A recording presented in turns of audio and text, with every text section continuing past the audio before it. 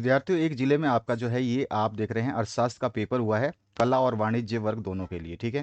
तो ये पेपर जो आपका हुआ है अर्थशास्त्र का, इकोनॉमिक्स का, चलिए देख लेते हैं। यहाँ पे जो पैटर्न है ना वो एमसीक्यू का रहा है। आपके जिले में एमसीक्यू हो भी सकता है और डायरेक्ट क्वेश्चन भी आ सकते हैं, क्योंकि 33 जिलों में अलग अलग पेपर होते हैं। बाकी आपका इकोनॉमिक्स का जो मॉडल पेपर है उसको मैं सॉल्व करवा दूंगा जैसे ही आपके हाफ ईयरली खत्म होते हैं, क्योंकि पेपर्स बहुत ज़्यादा हो रहे हैं, तो इसको हम आपके मॉडल पेपर को बाद में सॉल्व करवा देंगे। बाकी सारे विषय सॉल्व करवा दिए गए हैं। आपका बिजनेस स्टडी यानी व्यवसाय अध्ययन का मॉडल पेपर हमने सॉल्व करवा दिया, जो बोर्ड ने जारी किया था। इकोनॉमिक्स का और अकाउंट्स का बच रहा है, उन दोनों को हम सॉल्व करवा देंगे जल्द से जल्द। यहाँ पे पुस्तक an inquiry into the nature and cause of the wealth of nation के लेखक कौन है? तो एडम स्मिथ जो है इसके लेखक हैं। तो यहाँ पे जो आपका ए ऑप्शन करेक्ट हो जाएगा। दूसरा जो प्रश्न है, सकल निवेश में से क्या घटाने पर निवल निवेश प्राप्त होगा? तो देखो, निवल निवेश निवेश बराबर होता है सकल निवेश माइनस मूल्यह्रास, तो हमको मूल्यह्रास घटाना होगा। डी ऑप्शन आपका करेक्ट हो जाएगा। और मुद्रा का निम्न में कौन सा कार्य नहीं है? मुद्रा जो है वो क्या नहीं करती है, बस आपसे पूछ रहा है। मूल्य स्थिरता या कीमत स्थिरता जो है इसका कार्य नहीं है, ठीक है। इसके बाद आपका नेक्स्ट जो पार्ट पूछा गया है, एम पी सी व एम पी एस का योग जो है वो कैसा होता है? हमारा क्या आंसर हो जाएगा? ये आपका एक के बराबर होता है। इन दोनों का योग जो है एक के बराबर होता है। संतुलित बजट क्या होता है? तो संतुलित बजट की परिभाषा ये कहती है जब सरकार का जो है आय और व्यय बराबर हो जाता है तो उसे ही हम कहते हैं संतुलित बजट। तो द ऑप्शन जो है आपका करेक्ट हो जाएगा। इसके बाद जो नेक्स्ट क्वेश्चन है उसकी देख लेते हैं, हम बात कर लेते हैं। यहाँ पर 6 नंबर क्या बोला गया है? एक देश के द्वारा अपनी मुद्रा के बाह्य मूल्य को कम करना क्या कहलाता है? तो अवमूल्यन कहलाता है। बी ऑप्शन जो आपका करेक्ट हो जाएगा। इसको क्या बोलते हैं? अवमूल्यन कहते हैं। किसी वस्तु की एक अतिरिक्त इकाई की उपयोगिता क्या कहलाती है? सीमांत उपयोगिता कहलाती है। नेक्स्ट जो पार्ट है, चयन की समस्या का प्रमुख कारण क्या है? तो सीमित संसाधन जो है ये चयन की समस्या का एक प्रमुख कारण है। जिस बिंदु पर कुल उत्पादन जो है अधिकतम होता है तो सीमांत उत्पादकता जो है शून्य हो जाती है। और पूर्ण प्रतिस्पर्धा बाजार में दीर्घकाल में फर्मों को प्राप्त होता है तो उनको सामान्य लाभ प्राप्त होता है। इसके बाद जो नेक्स्ट क्वेश्चन है आपसे पूछा गया, कुल संप्राप्ति यानी टी आर का सूत्र आपसे पूछा गया है। इसका सूत्र क्या हो जाएगा टी आर का? ये हो जाएगा पी इंटू क्यू। पी क्या है आपका? कीमत, और क्यू क्या है? मात्रा, यानी क्वांटिटी और प्राइस। तो यहाँ पर जो क्वांटिटी इंटू प्राइस करोगे तो टी आर जो है कुल संप्राप्ति मिल जाएगी। अगले क्वेश्चन की बात करते हैं। यहाँ पे पूछा गया, साम्य कीमत से नीचे की कीमत पर स्थिति होती है। तो अपना क्या हो जाता है? साम्य कीमत से नीचे की कीमत पर जो स्थिति होती है वो हमारी मांग आधिक्य की हो जाती है ना, एक्सेस डिमांड हो जाता है। आगे बढ़ते हैं नेक्स्ट क्वेश्चन की तरफ। केंद्रीयकृत योजनाबद्ध अर्थव्यवस्था के अंतर्गत खाली स्थान महत्वपूर्ण क्रियाकलापों की योजना बनती है या बनाती है? कौन बनाता है? तो सरकार बनाती है, या फिर बोल सकते हैं केंद्रीय सत्ता बनाती है। नेक्स्ट जो आपका फिलिप्स है इसकी बात कर लेते हैं। यहाँ से आपसे क्या पूछ रहा है?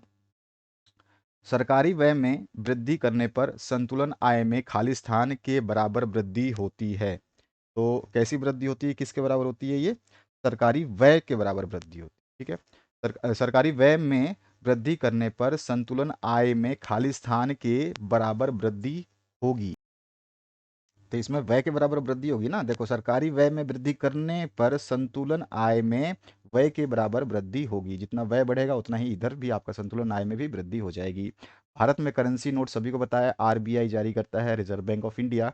और विदेशी विनिमय दर को खालिस्तान दर भी कहते हैं, तो इसको हम क्या बोलते हैं? इसको बोलते हैं फोटेक्स दर। फोटेक्स दर भी कहते हैं। उसके बाद जो है, यदि कीमत में वृद्धि होने पर कुल व्यय में भी वृद्धि हो तो मांग की लोच कैसी हो जाती है? में क्या हो जाएगा आपका?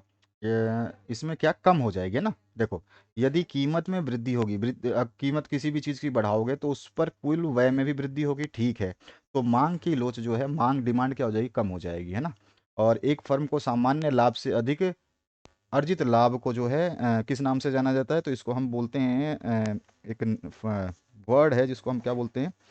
इसको बोलते हैं हम सामान्य नॉर्मल सुपर नॉर्मल प्रॉफिट बोलते हैं। सुपर नॉर्मल प्रॉफिट को भी बोलते हैं।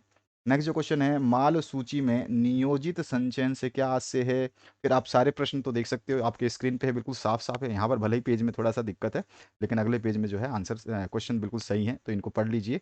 एक जिले में जो हो चुका है, और यहाँ पर फिर खंड ब है जिसमें लघु उत्तरात्मक प्रश्न है, 2-2 अंकीय प्रश्न है। और खंड स जो है आप देख सकते हैं यहाँ पर दीर्घ उत्तरीय प्रश्न है। और इकोनॉमिक्स का जब मैं पेपर और सॉल्व करवाऊंगा, यहाँ पर थोड़ा सा ब्लर है क्योंकि ये पेज के बाद में ये अगला पेज भेजा था, किसी को समझ में नहीं आया। फिर भी मैं एक बार कोशिश करता हूँ पढ़ने की। उत्पादन, यहाँ पर क्या है देखिए, उत्पादन बंदी बिंदु की अवधारणा को समझाइए, इस तरह से ये प्रश्न है। अगला जो है इसमें खंड द है, जिसमें आपका प्रश्न नहीं दिखाई दे रहा, इसलिए पढ़ देता हूँ। सकल घरेलू उत्पाद जीडीपी यानी ग्रोस डोमेस्टिक प्रोडक्ट की गणना की मूल्य विधि जो है, मूल्य वर्धित विधि का वर्णन आपको करना है। इसी में अथवा भी दिया गया है कि निम्न आंकड़ों की सहायता से साधन लागत पर निपल घरेलू उत्पाद एनडीपीआर की गणना जो है आपको कर देनी है। यहाँ पर कुछ डाटा दिए गए हैं।